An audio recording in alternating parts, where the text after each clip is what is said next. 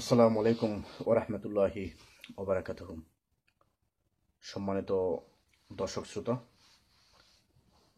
আজ ফেসবুক স্ট্যাটাসে আমি জামাতে ইসলামী আগামী সংসদ নির্বাচনে তারা যে 51টি আসনকে প্রায় নিশ্চিত করে রেখেছে, 51টি আসনে তারা প্রতিদ্বন্দ্বিতা করবে সংসদ নির্বাচনে, এটা নিয়ে আমি একটা স্ট্যাটাস দেওয়ার পর আমার এলাকার এক বড় ভাই, যিনি রাজনীতির সাথে জড়িত, উনি আমার স্ট্যাটাসে কমেন্ট করেছেন যে ভাই, বাংলাদেশে আওয়ামী লীগ অথবা বিএনপি থাকা সত্ত্বেও জামাতে ইসলামী বা ইসলামী ছাত্র শিবির এখনো আছে কিনা।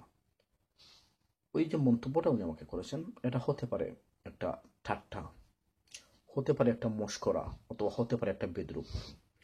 অবশ্য এই যে বড় ভাইয়ের এই যে মানে একটা প্রশ্ন বা একটা কমেন্ট, একটা মন্তব্য, আমি স্বাগত জানাই, আমি সানন্দে এই মন্তব্যটাকে গ্রহণ করি। আজকে এই যে ভাই, বড় ভাই যে মন্তব্যটা করলেন, এটা কিন্তু তার একার মন্তব্য নয়। প্রায় প্রতিদিনই আমি প্রায় প্রতিদিন দেখি যে অনেক মানুষের পক্ষ থেকে এই প্রশ্নটা চলে আসে যে ভাই, আমার তো মনে হয় বাংলাদেশের জামাত শিবির শেষ, জামাত শিবিরের কোনো মানে ভবিষ্যৎ নেই, জামাত শিবির ধুলায় মিশে গেছে, জামাত শিবির শেষ, জামাত শিবির মাথা তুলে আর দাঁড়াতে পারবে না। এইরকম প্রায় অনেক জায়গায়, প্রায় সব সময় এই ধরনের প্রশ্নের সম্মুখীন, এই ধরনের মন্তব্যের সম্মুখীন হতে হয়। যারা আপনারা এই ধরনের মন্তব্যের শিকার বা এই ধরনের মন্তব্য করেন, তাদের উদ্দেশ্যে আমি শ্রদ্ধা রেখে বলছি যে বাংলাদেশ জামাতে ইসলামী, এই যে বাংলাদেশের 17 কোটি মানুষ, যদি আপনাদের পরিসংখ্যান যদি সঠিক হয়, আপনাদের গাণিতিক হিসাব যদি সঠিক হয়, তাহলে আমি আপনাদেরকে বলবো যে 17 কোটি মানুষের মধ্যে আমি তো মনে করি, আপনারা মনে করেন, মিনিমাম হলেও, ন্যূনতম হলেও 1 কোটি মানুষ কিন্তু বাংলাদেশ জামাতে ইসলামী এবং বাংলাদেশ ইসলামী ছাত্র শিবিরের রাজনীতির সাথে কোনো না কোনোভাবে, প্রত্যক্ষভাবে পরোক্ষভাবে, ডিরেক্টলি অথবা indirectly, they are highly involve with the politics of Bangladesh Islami Chhatra Shibir and Bangladesh Jamaat-e Islami. So I think this is quite a small portion. এটা একটা ছোট্ট একটা সংখ্যা। 17 কোটির মধ্যে মাত্র 1 কোটি মানুষ জামাত ইসলাম এবং ইসলামী ছাত্র শিবিরের রাজনীতির সাথে জড়িত।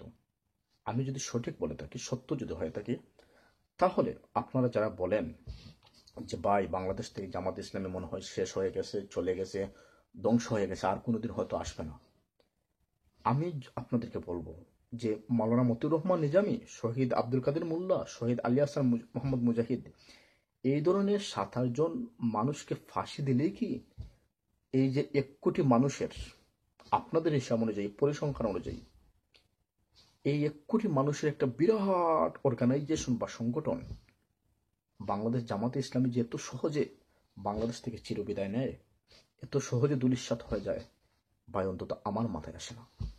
এত বিশাল একটা আদর্শিক সংগঠন, বিশাল একটা ঐক্যবদ্ধ সংগঠন, 27 জন মানুষকে ফাঁসি দিলেই কি শেষ, দুলিশ্বাত হয়ে যায়? আমার প্রশ্ন যে 1 কোটি মানুষের মধ্যে যারা, এই 1 কোটি মানুষ যারা বাংলাদেশ জামাত ইসলামী ছাত্র শিবিরের রাজনীতির সাথে জড়িত, ওরা কোথায়? ওরা কি সবাই মরে গেছে?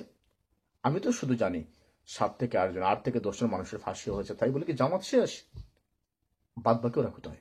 ওরা কি সবাই মরে গেছে? সবাই মরে গেছে?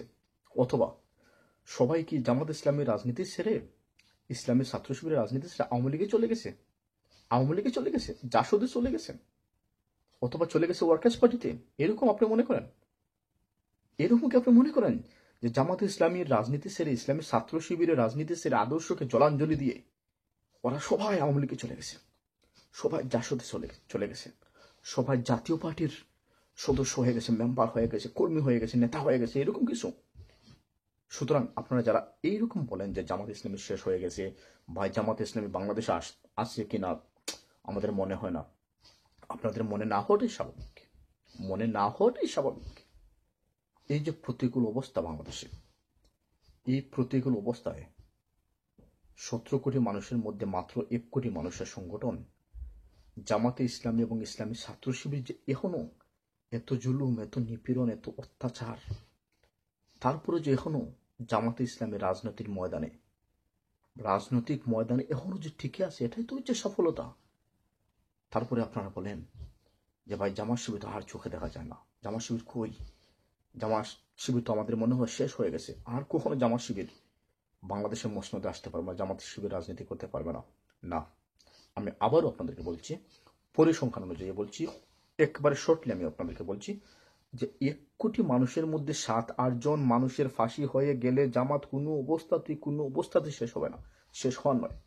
আপনারা যারা এই ধরনের যুক্তি উত্থাপন করেন বা মনে করেন যে জামাত শেষ হয়ে গেছে বা শেষ হয়ে যাবে, আপনাদের এই যুক্তির কোনো ভিত্তি নেই, কোনো ভিত্তি নেই।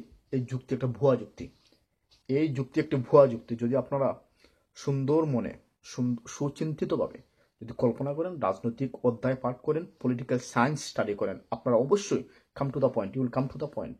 অবশ্যই আপনারা পয়েন্টে আসবেন যে জামাতে ইসলামী আগের চেয়ে বর্তমানে কিন্তু জনসমর্থনের দিক দিয়ে, আগে যদি আজ থেকে 5 থেকে 6 বছর আগে যদি 1 কোটি মানুষের জামাতের হয়ে থাকে, বর্তমানে মিনিমাম 1.5 কোটি মানুষ জামাতের হয়েছে, মিনিমাম 50 লক্ষ মানুষ কিন্তু এখন বেড়েছে। তার গ্যারান্টেড আপনারা বাংলাদেশে অনুকূল একটা পরিবেশ তৈরি করুন, রাজনৈতিক অনুকূল পরিবেশ তৈরি করে জামাতের জনসমর্থন যদি আপনারা দেখেন, আমি চ্যালেঞ্জ আপনাদেরকে